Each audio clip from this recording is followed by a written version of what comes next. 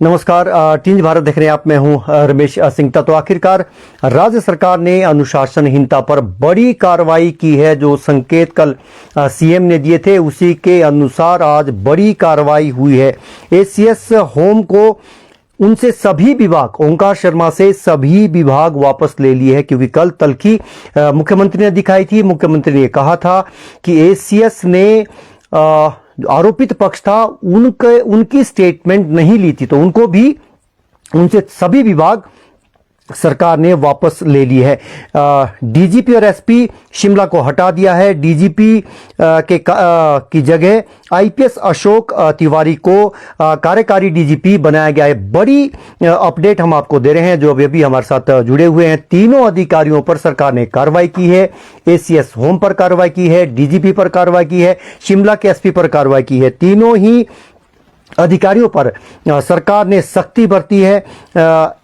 ACS के पंत को बड़ी जिम्मेवारी मिली है। सरकार ने उनका कद बढ़ा दिया है। उनके पास अब होम डिपार्टमेंट वो संभालेंगे और रेवेन्यू भी, क्योंकि रेवेन्यू और होम ये अभी ओंकार शर्मा के पास था, अब वो जिम्मेवारी के पंत को दी गई है। तो ये बड़ी खबर, बड़ी अपडेट जो कल मुख्यमंत्री ने कहा था कि अधिकारियों की खींचतान हुई है। अनुशासनहीनता को बर्दाश्त नहीं किया जाएगा, किसी भी सूरत पर बर्दाश्त नहीं किया जाएगा। फिलहाल सोलन के एसपी गौरव सिंह को अतिरिक्त जिम्मा शिमला के एसपी का सौंपा गया है। शिमला के एसपी पर भी कार्रवाई हुई है। जिस तरीके से उन्होंने मीडिया में आकर सभी की घेराबंदी की, डीजीपी से लेकर सीएस से लेकर संवैधानिक पद पर भी उन्होंने टिप्पणी की, तो सरकार ने तीनों ही अधिकारियों के खिलाफ, हालांकि एसीएस ने जो उनको जिम्मेवारी दी थी ओंकार शर्मा को, वो उनको एक इंक्वायरी की जिम्मेवारी दी थी, वो इंक्वायरी उन्होंने की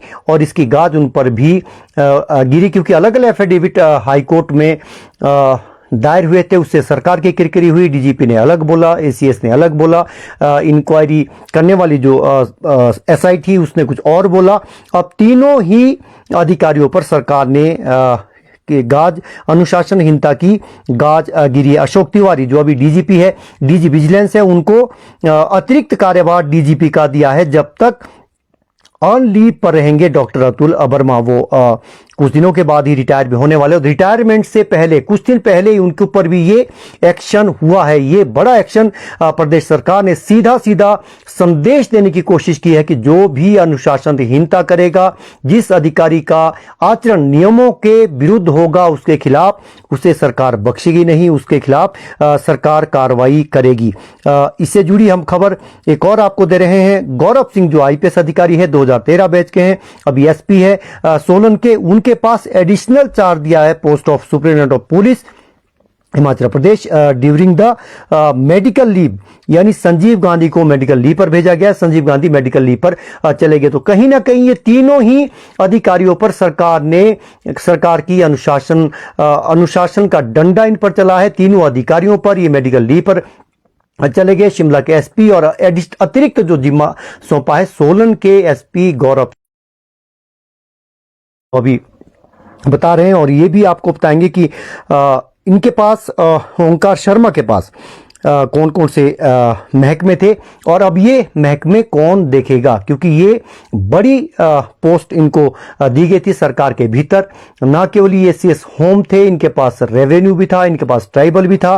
तो अब कहीं ना कहीं पंत साहब का कद सरकार ने बढ़ा दिया है। तो ये के पंत साहब को होम, विजिलेंस और रेवेन्यू डिपार्टमेंट ये के पंत साहब को दिया है, जो 93 बैच के आईएएस अधिकारी है।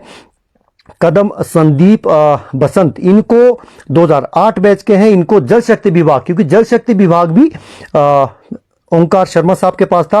और ट्राइबल डेवलपमेंट डिपार्टमेंट ये राखिल कहालो जो आईएएस अधिकारी है 2008 बैच की, इनको ये जिम्मेवारी दी गई। तीन अधिकारियों के बीच जो इनके महकमे थे, इनके पास बड़े बड़े महकमे थे। ये होम डिपार्टमेंट भी इनके पास था, जल शक्ति विभाग भी इनके पास था, ट्राइबल डिपार्टमेंट भी इनके पास था। तो के पंत साहब को होम दिया गया है, विजिलेंस दिया गया है, और संदीप कदम साहब को जल शक्ति विभाग दिया गया है, जिसका नाम पहले आईपीएच विभाग होता था। इसके अलावा राखिल कहलो को, इनको ट्राइबल डेवलपमेंट विभाग दिया गया है। तो ये during the leave period of Omkar Chand Sharma. तो ओंकार चंद शर्मा ये 94 बैच के आईएएस अधिकारी है।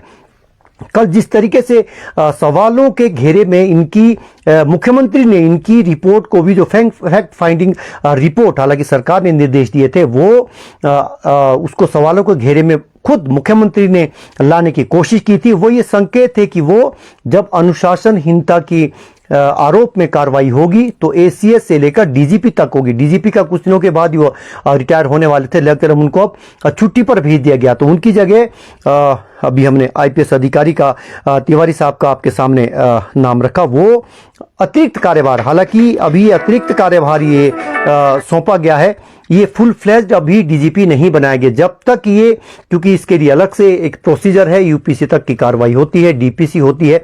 जब तक ये नियमित डीपीसी नहीं हो पाती तब तक तिवारी साहब को, अशोक तिवारी साहब को कार्यभार सौंपा गया है डीजीपी का। पहले ये कहा जा रहा था कि केंद्रीय प्रतिनियुक्ति से भी किसी अधिकारी को वापस हिमाचल कैडर के उनको वापस बुलाया जा सकता है, लेकिन तिवारी साहब पहले ही केंद्रीय प्रतिनियुक्ति से हाल ही में लौटे हैं। वो अभी डीजी विजिलेंस के तौर पर अभी सेवाएं दे रहे हैं, उनके पास एडिशनल चार्ज दिया गया है। दूसरी तरफ से ओंकार शर्मा जो एसीएस हैं, उनको के पंत साहब को एक बड़ी जिम्मेवारी दी गई है। 3 अधिकारियों में उनके कामकाज को बांटा गया है। और जहां तक शिमला के एसपी का सवाल है, वो मेडिकल लीव उसमें कहा गया, जो अधिसूचना जारी हुई है उसके मुताबिक वो मेडिकल लीव पर चले गए हैं। तो उनकी जगह कार्यभार सोलन के एसपी गौरव सिंह संभालेंगे। तो ये कहीं ना कहीं बड़ी कार्रवाई की। इससे पहले हमने आपको बताया कि सीबीआई ने एफआईआर दर्ज कर ली है। स्पेशल क्राइम यूनिट दिल्ली की यूनिट 1 ये इसकी जांच करेगी। सीबीआई ने भी जांच शुरू कर दी, एफआईआर दर्ज कर दी है। और इधर राज्य सरकार ने, जो पिछले कल हमने कहा था कि बड़ा एक्शन करने की तैयारी में है सरकार, तो सरकार ने बड़ा एक्शन ले लिया है, क्योंकि सरकार की किरकिरी हुई थी। कोर्ट ने भी तल्ख टिप्पणी की थी कि जिस तरीके से डीजीपी और एसपी की लड़ाई में पीड़ित परिवार को न्याय मिले, पीड़ित परिवार बिमल नेगी परिवार, बिमल नेगी जो चीफ इंजीनियर थे बिजली बोर्ड, मूल उनका विभाग था, एसपीसीएल में वो सेवाएं दे रहे थे, वहां पर उनकी चीफ इंजीनियर रहते हुए पहले लापता हो जाते हैं। वो अचानक 10 मार्च को शिमला से, और उसके बाद उनकी डेड बॉडी बिलासपुर में मिलती है। गुमशुदगी की रिपोर्ट पहले थाना सदर शिमला में होती है। मिसिंग रिपोर्ट डीजीपी गठित करते हैं, डीजीपी एसआईटी गठित करते हैं। ये भी एक कारण माना जा रहा है। अगर शुरुआत में ही इस केस की एसआईटी ना बनाई होती डीजीपी ने, इस मामले को शिमला पुलिस के ही हवाले किया जाता, तो शायद ये विवाद ना होता। उन्होंने एक एसआईटी गठित की थी, जिसके सुपरविजन के लिए उन आला अधिकारी को भी, एडीजी रैंक के अधिकारी को सुपरविजन के लिए उनको कहा गया था, लेकिन जो उसके चेयरमैन थे वो डीएसपी रैंक के अधिकारी लगाए गए थे। उसके बाद जो डेड बॉडी मिली है तो पोस्टमार्टम बिलासपुर में हुआ, और उसके बाद न्यू शिमला थाने में एफआईआर दर्ज हुई थी। उसके बाद एसआईटी शिमला के एसपी ने बनाई। तो ये कहीं ना कहीं अलग अलग पक्ष जिस तरीके से कोर्ट में एजी को कॉन्फिडेंस में लिए बगैर हल्फनामे दायर हुआ, चाहे एसीएस ने किया चाहे डीजीपी ने किया, उससे सरकार की भी कहीं ना कहीं किरकिरी हुई। उस रूप में इसको देखा गया।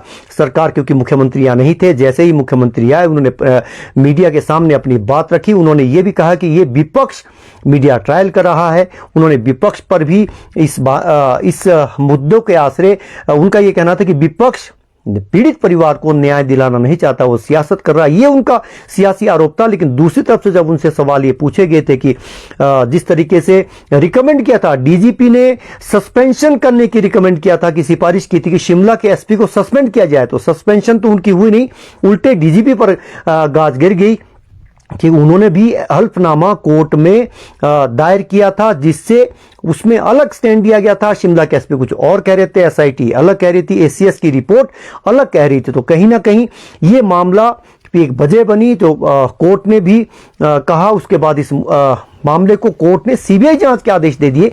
अब सीबीआई की भी जांच शुरू होगी। अब देखना ये होगा कि जो मूल सवाल है वही है कि पीड़ित परिवार को न्याय मिल पाता है या नहीं मिल पाता। इस दिशा में अब जांच आगे बढ़ेगी।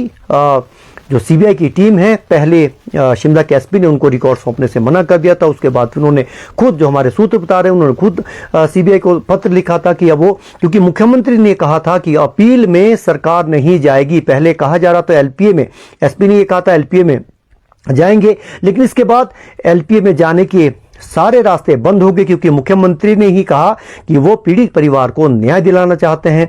सरकार अपील में नहीं जाएगी। इसके बाद ये तय हो गया था कल ही कि सरकार एक बड़ा कदम उठाएगी, बड़ा एक्शन लेगी। हालांकि पहले ये भी कहा जा रहा था कि किसी अधिकारी को इसमें सस्पेंड भी किया जा सकता है, क्योंकि सस्पेंशन का जुरिस्डिक्शन राज्य सरकार का है। अगर सर्विस से रिमूवल का सवाल हो तो फिर मामला केंद्र सरकार तक पहुंचता है। लेकिन अभी किसी की सस्पेंशन नहीं हुई है, लेकिन छुट्टी पर जरूर भेजा गया है। कार्रवाई हुई है, उनसे महकमे वापस ले लिए। बहुत बड़ी एक तरह की सजा मानी जाती है। हालांकि ये कोई सजा वैसी नहीं होती है, लेकिन पेनल्टी ये नहीं है। लेकिन जब विभाग किसी अधिकारी से वापस लिए जाते हैं, उसको छुट्टी पे भेजा जाता है, तो ये भी एक सजा के तौर पर ही इसको देखा जाता है। तो 3 अधिकारियों पर राज्य सरकार ने, एक को मेडिकल पर भेज दिया है, 2 को छुट्टी पर भेज दिया है। डीजीपी जिनके चंद दिन के बाद वो रिटायर होने थे, कहां वो चाह रहे थे, उन्होंने फाइल मूव करवाई थी राज्य सरकार के माध्यम से। वो चाह रहे थे कि उनको भी मुख्य सचिव यानी सीएस की तर्ज पर एक्सटेंशन मिले। इसके लिए अलग वो नियमों का हवाला भी दे रहे थे। लेकिन एक्सटेंशन, हमने कल भी कहा था कि अब एक्सटेंशन मिलने के कोई आसार नहीं है, लेकिन कार्रवाई हो सकती है। तो कार्रवाई डीजीपी, एसपी और एसीएस तीनों स्तर के अधिकारी पर कहीं ना कहीं छोटी बड़ी कार्रवाई तीनों पर ही कार्रवाई प्रदेश सरकार ने की है। क्योंकि कल मुख्यमंत्री से जब इस संबंध में सवाल पूछे तो उन्होंने ही ये कह दिया था कि अनुशासनहीनता कतई बर्दाश्त नहीं होगी। तो अब मूल सवाल जो है वो पीड़ित परिवार को न्याय कब मिलेगा, एक बड़ा सवाल है। जैसे ही सीबीआई आएगी, कब्जे में अपना रिकॉर्ड शिमला पुलिस से लेगी, उसके बाद जांच और आगे बढ़ेगी। और इसमें अहम कड़ी, जिसको हम पहले भी कह रहे थे कि जिसमें अहम कड़ी है, वो एएसआई ने जिस तरीके से, जिस हालात में उन्होंने पेन ड्राइव अपने कब्जे में लिया, उसको पुलिस रिकॉर्ड का हिस्सा नहीं बनाया, फिर उसको फॉर्मेट कर दिया उसका रिकॉर्ड, फिर उसको रिट्रीव किया गया डाटा, तो वो भी एक हिस्सा, एक महत्वपूर्ण एक कड़ी जांच की हो सकती है। लेकिन बड़ा सवाल ये है कि क्या आत्महत्या करने के लिए चीफ इंजीनियर को उकसाया गया या फिर वो हत्या का मामला था। ये सारे तथ्य अब सामने आएंगे। हाई प्रोफाइल मामला, अलग अलग एफिडेविट जिस तरीके से पेश किए गए, उससे भी हाई प्रोफाइल ये मामला बन गया। पहले जो कार्रवाई, जब भी किसी की डेड बॉडी मिलती थी, हालांकि अब धाराएं भी बदल गई है, सीआरपीसी के 174 के तहत इस तरह की कार्रवाई होती थी। एक सामान्य मामला था, लेकिन जो गंभीर आरोप वो पीड़ित परिवार ने लगाए थे, पावर प्रोजेक्टों से जोड़कर भी इसको देखा गया कि पावर प्रोजेक्टों में कथित तौर पर, हम ये नहीं कह रहे कि वहां भ्रष्टाचार होता है, लेकिन कथित तौर पर जो पीड़ित परिवार का आरोप था कि उनको तंग किया जाता था, उनको देर रात तक उनसे काम दिया जाता था, बेवजह उनको खड़ा रखा जाता था, बहुत सारे उन्होंने उत्पीड़न के आरोप लगाए थे। और इसी के आधार पर एफआईआर दर्ज हुई थी। आत्महत्या के उकसाने का मामला दर्ज हुआ था और इसमें आरोपों के घेरे में कई आला अधिकारी थे। अब देखना ये होगा कि सीबीआई कैसे जांच को आगे बढ़ती है, क्या इन अधिकारियों से कब तक पूछताछ होगी। बड़ा सवाल यही है कि क्या बड़ों तक सीबीआई जांच की आंच पहुंचेगी या नहीं। टीवी भारत देख रहे हैं आप, नमस्कार।